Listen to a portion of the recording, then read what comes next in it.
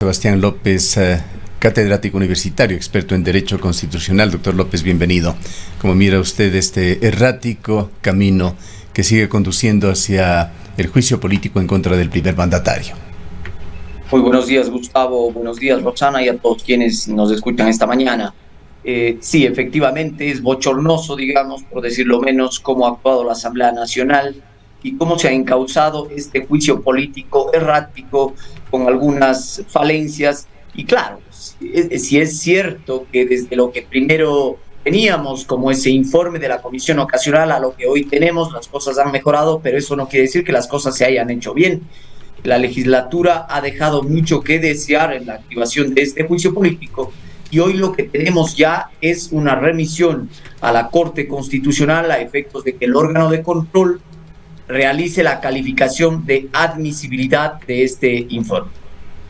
Y en las redes sociales se comentaba intensamente el día de ayer comentarios como "y ganan $5,000 mensuales", y esto es sin contar el equipo de asesores que cada asambleísta tiene. Se ha dado cuenta, por otra parte, una encuesta de Click Report que menos de un 10% de los ecuatorianos considera como positiva la imagen de la Asamblea Nacional. Es vergonzoso, Gustavo, la actuación de la Asamblea Nacional, dado que se trata de una institución que merece el tratamiento, digamos, con la mayor atención por parte de los asambleístas. Pero fíjese usted de lo que teníamos como este primer informe de la calificación de traición a la patria, a lo que tenemos hoy, también una calificación abstracta y general de lo que supone el peculado y la corrupción. Esto sin duda llama la atención. Cierto es que existen errores, pero aquí hay que quedar claros en algo.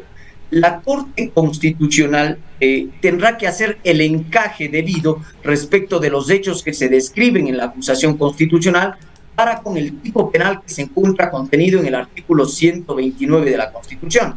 Aún así, y a pesar de los errores lamentables y cuestionables que tienen que quedar marcados respecto de esta tarea deficiente de la Asamblea Nacional, creo que la Corte Constitucional debería, bajo mi criterio, suplir estos errores de derecho, porque es que la calificación penal sigue siendo el tipo penal concusión o el tipo penal pecunado, ¿sí? Conforme lo recoge la Constitución de la República.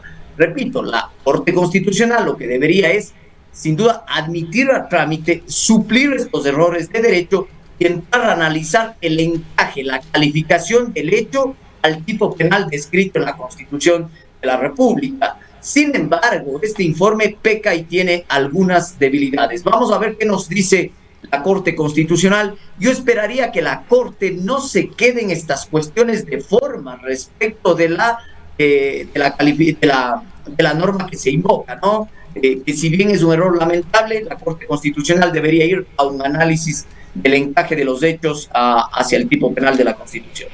Doctor López, muy buenos días. Pues no han faltado tampoco las voces que de alguna manera han puesto en entredicho esta equivocación, entre comillas, de la Asamblea Nacional. Muchos han aseverado que no se trata de un error involuntario, una equivocación o ineptitud o falta de conocimiento por parte de los asambleístas y sus asesores, sino que estos errores tendrían una intencionalidad, teniendo en consideración que ya se habría negociado por debajo de la mesa algunas posibilidades para salvar al presidente de la República. Rosana, esto se va a saber tarde o temprano, digamos, y eso es lo que ha sucedido. Sí que la Asamblea queda en entredicho respecto a este tipo de errores, pero repito, la Corte Constitucional no debería quedarse respecto de estas cuestiones de forma en la invocación de la norma, si es la norma reformada o no. La Corte debería hacer un análisis de fondo respecto de la acusación constitucional. ¿Pero a qué me refiero con un análisis de fondo de la acusación constitucional para que no se tergiverse? Me refiero a que la Corte debe hacer un encaje debido respecto de los hechos que se describen en la acusación constitucional para con el tipo penal que se encuentra en la Constitución de la República en el artículo 129. Recuerde usted que el 129 de la Constitución habilita el juicio político en relación con delitos de la seguridad del Estado, delitos de peculado, cohecho, concusión, y si ese es el tipo penal que se invoca por parte de la acusación constitucional, más allá del error en la descripción normativa, la Corte debe proceder a ese análisis. Lo que sí ha llamado la atención es escuchar por parte de algunos juristas, algunos constitucionalistas, que se habla de que esto es un golpe de Estado, y eso sí que es lamentable para el derecho constitucional. Cierto, uno puede estar de acuerdo o no con el informe y la acusación constitucional, uno puede ver algunos errores en la acusación constitucional, uno podría discutir el dictamen de admisibilidad que emita la Corte, pero de ahí a calificarlo como un golpe de Estado, parece ser que eso es estirar los conceptos, al igual que en el caso de la acusación constitucional, también parece que se estiran los conceptos, dado que el encaje normativo de los hechos para con el tipo penal previsto en la Constitución no son claros en la acusación. Ahora, doctor López, yendo a los temas de carácter práctico que se vienen, entendemos que tiene 6 días la Corte para decidir, 6 de 9 votos son necesarios para un eventual dictamen favorable. Si es que este es positivo si es que este es negativo, ¿qué vendrá después? Bien, vamos a decirlo claramente. Ahora la acusación constitucional pasará a la Corte Constitucional. La Corte Constitucional tendrá unos muy pocos días hasta realizar un concurso público respecto del juez ponente a quien ha de asignarse el caso, y luego naturalmente se elaborará un borrador respecto al dictamen de admisibilidad. Yo esperaría que la Corte no se quede en estas cuestiones preliminares de forma respecto del error en la invocación de la norma y el tipo penal, tal como se ha evidenciado ahora, y que luego pasemos al dictamen de admisibilidad de fondo respecto del encaje normativo de los hechos para con el tipo penal. Posterior a eso, termina esta fase de control jurisdiccional para volver a la Asamblea Nacional, y ahí nuevamente existe un marco de un debido proceso. Debe entenderse claramente que cuando regrese, en el caso de ser así, el dictamen de la Corte Constitucional a la Asamblea, el presidente tendrá la posibilidad de defenderse en relación con las acusaciones constitucionales, sin que tenga que ver esto con una calificación previa en el orden penal. Si de ahí se derivan responsabilidades de tipo penal, habrá la vía penal idónea de juzgamiento.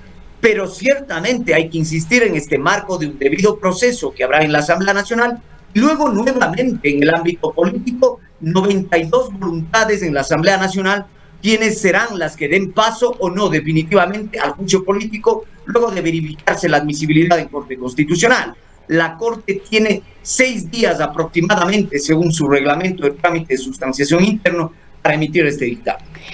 Doctor López, desde su experticia, desde su conocimiento de la norma como catedrático universitario, ¿considera usted que este informe que está siendo remitido a la Corte Constitucional cumple con los requisitos para ser declarado o para ser admitido por la Corte, para que la Corte declare la admisibilidad? Rosana, a pesar del esfuerzo, y el esfuerzo pongo entre comillas esta palabra, a pesar del esfuerzo que ha hecho la Asamblea Nacional por corregir, digamos, ese primer informe que se hablaba de traición a la patria, me parece que lo que hoy tenemos sigue siendo una calificación muy abstracta y general en relación con la conducta que se imputa al primer mandatario. En ese sentido, yo creo que no superará el dictamen de admisibilidad en Corte Constitucional, más por los defectos mismos de la calificación en relación con la adecuación normativa antes que por estos errores de forma. Repito, sería lamentable que el máximo órgano de control, Corte Constitucional, se quede simplemente en las formas respecto de las erradas invocaciones normativas respecto a la acusación constitucional. En el fondo, yo creo que no superará, en cualquier caso, un dictamen de admisibilidad de la Corte Constitucional. Sin embargo, la Asamblea Nacional en el poco tiempo, en el ámbito político, ya buscará cualquier causal para, sea vía muerte cruzada nuevamente, sea vía declaratoria de incapacidad físico-mental, ya tendremos un nuevo cuestionamiento de carácter político que nos lleve a esta discusión nuevamente de la cesación de funciones del primer mandatario, que es lo que realmente llama la atención, mina la democracia y socava la institucionalidad en el caso ecuatoriano. Una segunda parte del periodo de Guillermo Lasso se lo ve sumamente conflictivo. Sin embargo, la empresa Click Report da cuenta de una cifra que es bastante más alta que la aceptación del mandatario, cifra de ecuatorianos que cree que es mejor que Guillermo Lasso complete su mandato. Mire, Gustavo, yo diría lo siguiente: yo creo que el presidente Lasso ha hecho el mérito suficiente como para que no termine su mandato. pero la cuestión no debe centrarse ahí. El presidente debería corregir su actuación en el ejercicio del poder público, debería dar muerta y una atención a los problemas centrales y estructurales de los ecuatorianos, debería enmendar y corregir el accionar en la política pública. Eso, si es que no lo hace, muy pronto tendremos en la Asamblea Nacional algún cuestionamiento de orden institucional, es decir, aplicando la propia institucionalidad para cuestionar la actuación del presidente de la República. Ciertamente que lo deseable en una democracia es la estabilidad de la gestión. Lo contrario socava la democracia y debilita la institucionalidad. Pero es que el presidente debe dar muertas reales en cambio en el manejo de la cosa pública. Más allá de todo esto, el daño al país está hecho. El día de ayer se ha reportado como riesgo país 1.950 puntos. Es el peor desde la llegada del gobierno de Guillermo Lasso. Y esto en la práctica, para traducir a nuestros oyentes, significa que Ecuador prácticamente no es sujeto de crédito de los organismos internacionales, pues no puede pagar tasas superiores al 20%. Estos indicadores también dan buena cuenta de cómo se percibe el manejo de la institucionalidad y la democracia en el caso ecuatoriano. Y esto ahonda la crisis institucional. Esperaría que el presidente de la República pueda corregir. Eso, si bien parece difícil, dadas las muestras que tenemos, lo propio no es forzar las instituciones. Ahora, tampoco es propio decir que esto constituye un golpe de Estado. Esto es un error, sin duda, en el derecho constitucional. Dichas afirmaciones hacen daño a la institucionalidad constitucional y por lo tanto a la democracia misma. Esperaríamos que el presidente tome la rienda y nuevamente corrija su gestión, pero eso realmente que parece difícil y esto agrava los índices de percepción en relación con el Estado ecuatoriano. A propósito de corregir errores, doctor López, hay temas conflictivos entre el gobierno nacional y la provincia de la Suay. Uno de ellos es la situación de la minería y el agua. El otro, quizá el principal, el de las pésimas condiciones de la vialidad. Ese crecimiento del país asimétrico que ha postergado permanentemente los intereses de la provincia de la Suay.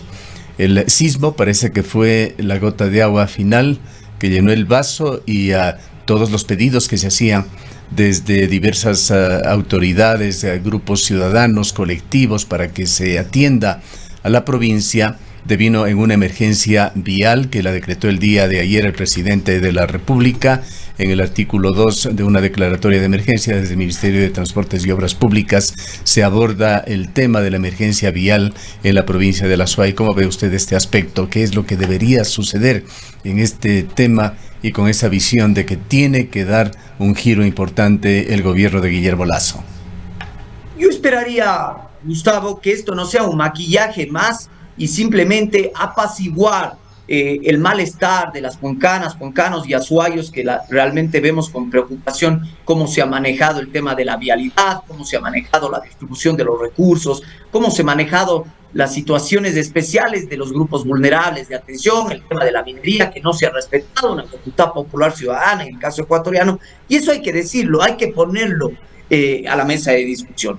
Si el presidente de la República solamente se queda en el cliché de la declaratoria de emergencia, pero no toma decisiones, digamos, trascendentales, estructurales que tiendan a corregir estos problemas, nuevamente la provincia alzará su voz. Esto tendrá que corregirse. Ojalá, repito, no sea un maquillaje más, porque es que todas las veces estamos en una declaratoria de emergencia, poco se hace. Fíjese usted lo que es apenas suscribir un contrato para la elaboración de estudios. Esto es y se festeja como algo, como una conquista importante. Al mismo tiempo se desatienden estas voces ciudadanas de las cámaras, de los grupos de trabajadores, de las personas interesadas en la provincia. Yo creo que el presidente de la República debe ir más a fondo, no solamente pasa por una declaratoria, y debe dar muestras reales de un cambio estructural en el manejo de su gestión. Vayamos al avance de la justicia en el país, con todos los problemas que existen derivados de la delincuencia. Continúan dándose esas acciones bastante extrañas de jueces en lugares remotos del país que toman decisiones sobre situaciones muy delicadas. Y para colmo de males, un personaje aún bastante indescifrable, Wilman Terán Carrillo, dirige el Consejo de la Judicatura. ¿Cómo ve usted este tema de la administración de justicia, esta importantísima función del Estado? Bueno, también es otra debilidad institucional el tema de la administración de justicia y el manejo de los tribunales y el manejo de las causas judiciales. Yo creo que aquí también es necesario una vuelta de tuerca, algún ajuste indispensable respecto a lo que tiene que ver con el manejo de las causas, la estructura misma del ejercicio de la función jurisdiccional. A pesar de que en la SUAY se hacen esfuerzos importantes e interesantes por la calidad de la justicia, creo que al nivel nacional todos sentimos una decepción respecto del manejo de las causas procesales. La Corte Constitucional hace esfuerzos interesantes a través de sus líneas jurisprudenciales, a través de los fallos que constituyen guías de aplicación práctica, pero vemos constantemente cómo es que jueces de manglar alto, jueces de aquí y por allá, sin duda tergiversan el uso de las garantías, y esto también socava la institucionalidad. Es de esperarse verdaderos procesos correctivos a la interna organización de los órganos de administración de justicia, causas procesales, procesos disciplinarios también. Pero es que acá vemos que el presidente del Consejo de la Judicatura parece ser que se ha dedicado más bien a hacer propaganda en relación al ámbito personal, antes que dar una solución estructural también a los temas de justicia. Lo propio debería ser una acción coordinada entre la Corte Constitucional, la Corte Nacional y el Consejo de la Judicatura, pero vemos que eso no ha sucedido. Ahora, en varias ocasiones el gobierno se ha pronunciado sobre decisiones judiciales y esto entra o deja ver otro aspecto que tiene que ver con la institucionalidad en el país. El gobierno en algunas ocasiones ha dicho que no acatará decisiones de la justicia. Nuevamente se perfila un caso con Pablo Romero, ex titular de la Secretaría Nacional de Inteligencia SENAIN, que ha sido beneficiado con una medida cautelar para salir de prisión, pero es el SNAI, el Servicio Nacional de Atención Integral a Personas Adultas Privadas de libertad, el organismo que se encarga de las cárceles, que ha dicho que no acatará la orden judicial. Ha dicho en primera instancia que es porque la boleta de excarcelación presenta inconsistencias, pero este conflicto ejecutivo y sistema judicial se da recurrentemente en el país. Lo que pasa es que esto también es vergonzoso, que el presidente de la República haga calificaciones en el ámbito de la gestión jurisdiccional. Para eso existen los órganos internos de la función jurisdiccional respecto a las sanciones disciplinarias y las acciones correctivas respecto a las decisiones de las juezas y jueces. La Corte Constitucional tiene sentada jurisprudencia de cómo debe actuarse en el caso de error inexcusable, en el caso de las actuaciones indebidas de las juezas y jueces. Pero escuchar a un presidente de la República que a través de vía Twitter solicita la revocatoria, por ejemplo, una medida cautelar, eso inmediatamente recogido en una decisión judicial, esto sí que es vergonzoso. Naturalmente, el ejercicio de las funciones supone una colaboración armónica del ejercicio de las instituciones, porque no podría pensarse que por separado cada institución camine por su andarivel, pero esto debe respetarse el ámbito propio de la gestión y la no injerencia. Las cuestiones jurisdiccionales han de resolverse en el ámbito jurisdiccional. Existen los procesos disciplinarios respectivos. Ciertamente, para ello está la propia Corte Constitucional, con la jurisprudencia, la Corte Nacional, el Consejo de la Judicatura, pero es vergonzoso nuevamente que el Ejecutivo, a través de medios de prensa, a través de redes sociales, tenga que combinar a la Judicatura a tomar ciertas decisiones. Y esto nuevamente es cuestionable. Doctor López, en este contexto no olvidamos hace muy poco esta decisión, este dictamen de una jueza de Manabí que dejó en libertad a 2 femicidas de hechos ocurridos aquí en la ciudad de Cuenca. A propósito de aquello, un tuit del presidente de la República e inmediatamente una respuesta revocando su decisión por parte de esta jueza. ¿Cómo debemos de entender esta situación? Si bien la Judicatura ha iniciado un proceso en contra de esta profesional, se conoció a propósito de aquello que no era el único caso, el de los femicidas aquí, sino que había 26 casos de medidas que se habían otorgado bajo las mismas circunstancias. Pero es un tema sobre el cual realmente debemos poner atención, un tema sobre el cual debemos preocuparnos. Bueno, yo creo que estos espacios son justamente para aquello, Rosana, y gracias por eso. Poner el ojo y la atención respecto a las decisiones de las juezas y jueces, evidenciar cómo se tergiversa la aplicación de la jurisprudencia y las garantías. Fíjese que a pretexto de una aplicación de los efectos intercomunis, los jueces distorsionan la práctica jurisdiccional. Sin duda vemos lo que tenemos ahora. Es verdad que estos jueces merecen una sanción disciplinaria, pero en el orden interno que corresponde en el marco del debido proceso. No puede el Ejecutivo, el presidente de la República, solicitar una revocatoria de una medida cautelar a través de un tuit y naturalmente luego el juez, lo que es más vergonzoso, en su propia decisión hacer mención a que porque el presidente de la República lo ha solicitado en su red social, se dispone a una revocatoria de la medida. Es decir, no existe ningún fundamento jurídico suficiente y válido que disponga tanto la adopción de la medida en casos cuestionables, así como la propia revocatoria. Creo que falta el respeto a la institucionalidad y naturalmente existen reglas que no están escritas, Rosana, pero naturalmente la autocontención constitucional, que es lo que se llama, es decir, estos guardarraíles de la democracia son los que deben primar. La sensatez, la lógica, la transparencia, la credibilidad y el respeto a la institucionalidad, que es lo que falta en este país. Finalicemos, doctor López, con su punto de vista sobre estos actos de amedrentamiento, se los ha calificado también como atentados, que se dieron el día de ayer a 5 periodistas ecuatorianos. El origen se ha investigado ya por parte del Ministerio de Gobierno, sería en una de las provincias asediadas por las mafias, la provincia de Los Ríos. Desde allí se habría enviado estos pen drives y quisiera invitarle a analizar este tema, haciendo un paralelismo con lo que sucede en el sistema judicial, con las amenazas y también, hay que decirlo, prebendas u ofertas que llegan hasta los operadores de justicia con el objeto de distorsionar el trabajo, en este caso, de jueces o fiscales. Esto, Gustavo, no es sino una muestra más de la degradación institucional que tenemos a nivel de la Administración de Justicia y que luego nuevamente en otra arista centran sus ojos respecto de la actuación de los periodistas que tratan de poner a la luz o de evidenciar casos cuestionables como estos.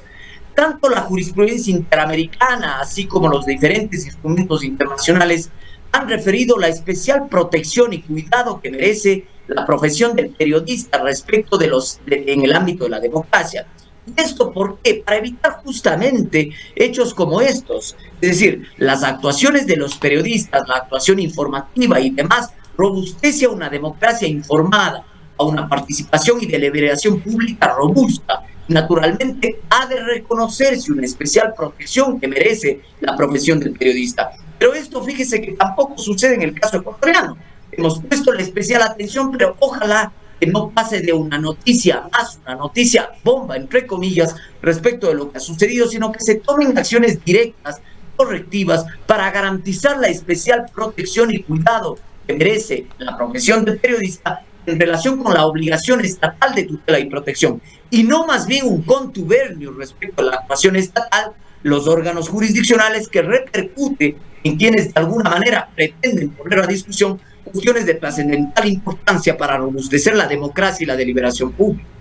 Y aquí cabe preguntarse, doctor López, ¿qué incidencia puede tener una ley de protección del ejercicio periodístico y de la comunicación que está presentada como propuesta de uno de los legisladores en la Asamblea Nacional, cuando en las ciudades, en las calles, se vive una dura realidad que afecta y en forma muy directa a muchos periodistas? Este es el divorcio natural que tenemos entre la normatividad y la aplicación práctica de las normas. ¿Sí? Nosotros normas en el Ecuador tenemos para todos. Si usted se fija, Gustavo, tenemos cuerpos normativos que regulan todas las situaciones posibles. Que de hecho, pero a la final, digamos, ¿qué hace el Estado para poner en práctica un verdadero ejercicio de la política pública contenido a nivel normativo en una ley? Eso se debe traducir en actuaciones concretas, en asignación de recursos, en disposición de personal público, a efectos de garantizar esta aplicación normativa.